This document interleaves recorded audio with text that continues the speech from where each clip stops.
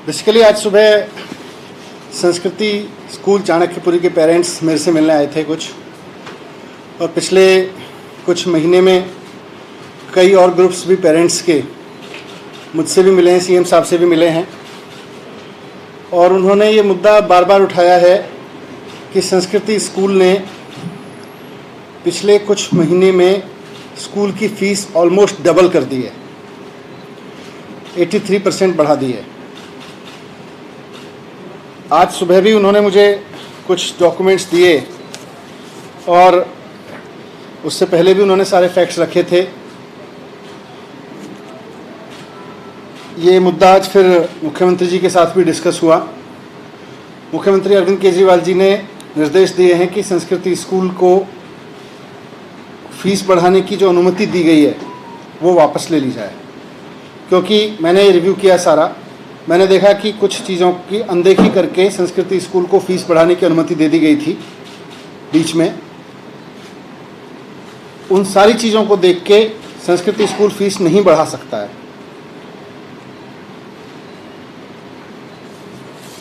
इसलिए आज मैंने भी ऑर्डर कर दिए हैं कि अब संस्कृति स्कूल को जो फीस बढ़ाने की अनुमति दी गई थी उसको वापस ले लिया जाए, और इसका ऑर्डर जारी किया जा रहा है। पेरेंट्स ने जो तथ्य दिए वो महत्वपूर्ण हैं। इसमें सबसे महत्वपूर्ण है कि एक गैप होता है, बेस्ट अकाउंटिंग प्रैक्टिसेस की एक टर्मिनोलॉजी है जो सब जगह यूज़ होती है, इसको जनरली एक्सेप्टेड अकाउंटिंग प्रैक्टिसेस, उसके तहत अकाउंट्स मेंटेन करने होते हैं और उसी के तहत ऑडिट कराना होता है। तो स्कूल ने गैप के तहत अपने अकाउंट्स मेंटेन करके उनका ऑडिट नहीं कराया हुआ है, ये गलत है।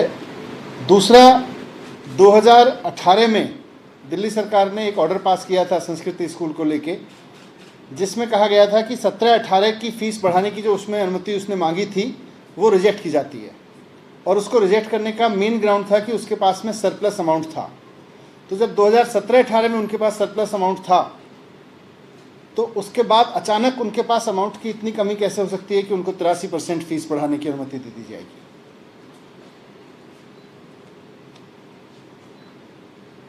17-18 का अकाउंट्स का उनका जो फीस का प्रपोजल था फीस बढ़ाने का, उसको रिजेक्ट करते हुए दिल्ली सरकार ने उनको कई निर्देश दिए थे अकाउंट्स मेंटेनेंस के, पेमेंट्स के। इसी में ये भी कहा था कि जो 7th CPC है, 7वां वित्त आयोग के हिसाब से टीचर्स को सैलरी देने का मसला है, वो आप आने वाले बच्चों पे इस तरह से फीस के ऊपर नहीं लाद सकते जबकि आपके पास में सरप्लस है। तो आप सरप्लस का इस्तेमाल करके 7th पे कमीशन दें टीचर्स को, टीचर्स का 7th पे कमीशन नहीं रोक सकते हैं और उसको फीस बढ़ाने से लिंक नहीं कर सकते। ये बात कोर्ट के ऑर्डर्स में भी कई बार आ चुकी है। तो उनको कहा गया था कि बचे हुए सरप्लस का इस्तेमाल करके 7th पे कमीशन दें, स्कूल ने उसको फॉलो नहीं किया। एक और इम्पॉर्टेंट है कि जब स्कूल कोई रिकग्निशन की परमिशन मांगता है कभी भी, तो उसको 3 महीने की टीचर्स की सैलरी रिजर्व में दिखानी होती है कि हमारे पास में कुछ भी परिस्थिति हो लेकिन 3 महीने की सैलरी हमारे पास में रिजर्व में है। सरप्राइजिंगली अब स्कूल दावा कर रहा था कि ये जो रिजर्व है इसको भी स्कूल फीस के रूप में चार्ज करने की अनुमति दे दी जाए, जबकि जब स्कूल रजिस्टर्ड हुआ था या रिकॉग्नाइज हुआ था उस वक्त से वो पैसा तो उनके अकाउंट में रिजर्व के रूप में रखा होना चाहिए। उसको बच्चों से चार्ज करने की अनुमति फीस के रूप में अभी कैसे दे सकते हैं, पेरेंट्स से चार्ज करने की अनुमति कैसे दे सकते हैं। अनिल देव सिंह कमेटी जो बनी थी उसके तहत आपको याद होगा कि दिल्ली सरकार ने आदेश देके बहुत सारे स्कूलों से 2009, 10, 11, 12 में जो फीस एक्स्ट्रा ली गई थी वो लौटवाई थी। अब स्कूल चाहता है कि 2009, 10, 11, 12 में जो उसने एक्सेस फीस ले ली थी, जिसको सरकार ने आदेश जारी करके वापस कराया था, उसको भी खर्चों में दिखाया जाए और अब बच्चों से फीस के रूप में चार्ज करने की अनुमति दे दी जाए। तो ये कैसे हो सकता है? जो फीस आपने 5-6 साल पहले ज़्यादा ली थी उसको वापस करने के आदेश दिए गए, अब जब आपने वो वापस दी तो उसको आप अगले बच्चों के फीस में जोड़ के खर्चे में नहीं दिखा सकते। इसी तरह से अकाउंटिंग प्रैक्टिसेस में सुप्रीम कोर्ट के ऑर्डर्स हैं कि हर एक स्कूल जो डेवलपमेंट फंड चार्ज करेगा वो DRF के नाम से, DFR के नाम से अलग अकाउंट में जमा कराएगा। स्कूल ने डीएफआर में अपने अकाउंट में डेवलपमेंट चार्ज तो लगातार चार्ज करता रहा, लेकिन डीएफआर में जमा नहीं कराया था, डीएफआर अकाउंट अलग से नहीं खोला था। सरकार ने जब 2017-18 में उनका ऑडिट किया तो उनको आदेश दिए कि आपको डीएफआर में आपको ये पैसा जमा कराना पड़ेगा, तभी इसको फीस के रूप में कंसीडर किया जाएगा। उसके बाद से उन्होंने खोला, लेकिन उनकी डिमांड थी कि जो हमने पहले डेवलपमेंट के नाम पे पैसा इकट्ठा किया उसको सरप्लस ना माना जाए, उसको डीएफआर में मान लिया जाए। तो वो तो ऐसे सुप्रीम कोर्ट के ऑर्डर के बाद नहीं माना जा सकता। इसी तरह से और भी कई कमियां हैं इनके पास, जिसकी वजह से इनको फीस बढ़ाने की अनुमति नहीं दी जा सकती है। सबसे इम्पॉर्टेंट चीज़ ये है कि पेंडेमिक के दौरान दिल्ली सरकार ने आदेश दिए हुए हैं कि कोई भी स्कूल फीस नहीं बढ़ाएगा और ट्यूशन फीस के अलावा कोई फीस चार्ज नहीं करेगा। उसके बावजूद स्कूल ने फीस बढ़ा दी है।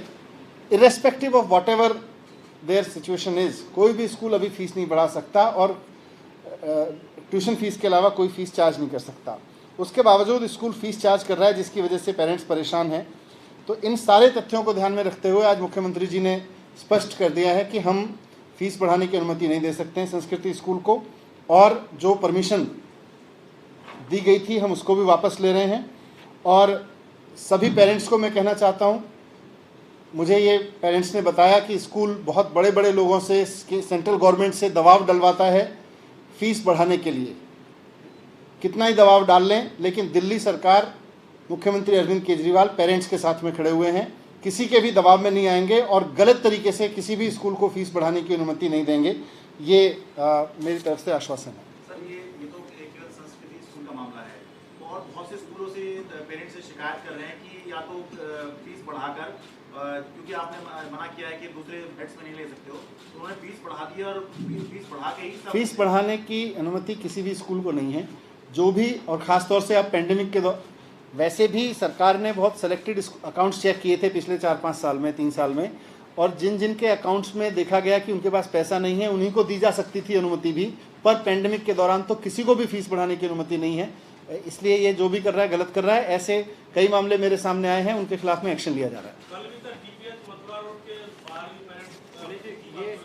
ऐसा जो भी मामला, इसीलिए मैंने आज एक स्पेसिफिक बोला है, लेकिन जो भी मामला सामने आएगा सरकार उसके खिलाफ एक्शन लेगी। ये अनुमति कब दी गई थी इनको ये बढ़ाने की? इनको बीच बीच में दी गई थी, दिसंबर में दी गई थी और फिर मार्च में दी गई थी। Thank you.